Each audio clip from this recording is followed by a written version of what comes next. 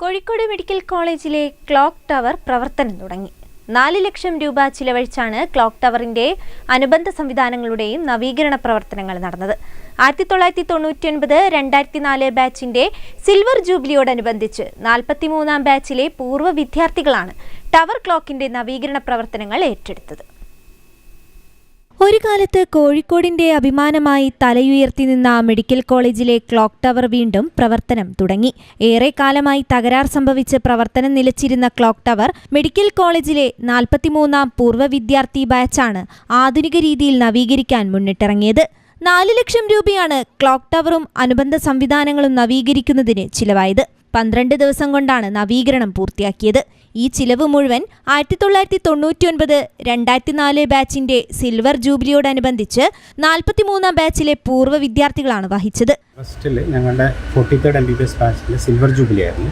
ഈ silver jubilee സമയത്ത് ഞങ്ങളിങ്ങനെ ഞങ്ങളുടെ മാതൃസ്ഥാപനത്തിന് വേണ്ടിയിട്ട് എന്തെങ്കിലും ഒന്ന് കാര്യമായിട്ട് ചെയ്യണമെന്ന് ആലോചിച്ചപ്പോഴാണ് കഴിഞ്ഞ 5 വർഷത്തോളമായിട്ട് പ്രവർത്തനരഹിതമായി കിടക്കുന്ന ഈ ക്ലോക്ക് ടവറിനെ കുറിച്ച് മനസ്സിലാക്കിയത്. ഞങ്ങളെ ബാച്ച് തന്നെയായിരുന്നു 2004 ഈ ക്ലോക്ക് ടവർ വർക്കിംഗ് കണ്ടീഷൻ ആക്കിയത്. അന്ന് പരിമിതമായ രീതിയിൽ ചെയ്തതാണ്. പക്ഷേ ഇത്തവണ കുറച്ച് ലോങ് ലാസ്റ്റിംഗ് രീതിയിൽ അതിന് വെളിച്ചം കൂടി കൊടുത്തുകൊണ്ട് രാത്രിയും കാണുന്ന രീതിയിൽ ആക്കാൻ വേണ്ടിയിട്ടുള്ള പണികൾ തുടങ്ങുകയും ഈ ദിവസം അത് പൂർത്തിയാക്കുകയും ഇത് നമ്മുടെ മാതൃസ്ഥാപനത്തിന് കോഴിക്കോട് മെഡിക്കൽ കോളേജിന് സമർപ്പിക്കുന്ന പരിപാടിയാണ് ഇന്നുള്ളത്.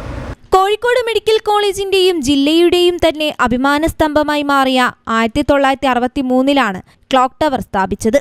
ലണ്ടനിലെ ബിഗ് ബെൻ ക്ലോക്ക് ടവർ മാതൃകയാണ് മെഡിക്കൽ കോളേജിലെ ക്ലോക്ക് ടവറിന്റെ നിർമ്മാണത്തിൽ അവലംബിച്ചത്. ഇനി രാത്രിയിലും ക്ലോക്ക് ടവറിൽ നോക്കുന്ന ഏതൊരാൾക്കും സമയം തിരിച്ചറിയാനുള്ള വെളിച്ചവും ക്ലോക്ക് ടവറിൽ ഒരുക്കിയിട്ടുണ്ട്.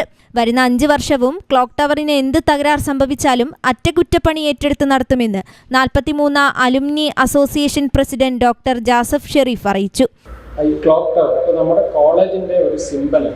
നിങ്ങൾ പറഞ്ഞ പോലെ നിങ്ങളെ ബാച്ചിലെ കോൺവൊക്കേഷൻ ആദ്യം അത് നന്നാക്കി, പിന്നെ അത് കേടുവന്നു. 57th ബാച്ച് അത് കൂടുതൽ പെൻഡുലം മോഡലിൽ മാറ്റി, ഇലക്ട്രോണിക്സിലേക്ക് മാറ്റി, ഡിവൈസിലേക്ക് മാറ്റി, അത് വീണ്ടും ബാറ്ററി ഡൗൺ ആയി കേടുവന്നു.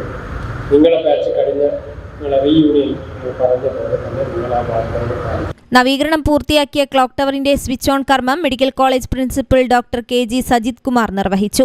43ാം alumni association president doctor Jasaf Shareef അധ്യക്ഷനായി. Doctor P Sandeep, doctor Rosemary, doctor Varsha Vidyadharan, account officer Muneer തുടങ്ങിയവർ സംസാരിച്ചു. News bureau, Kozhikode.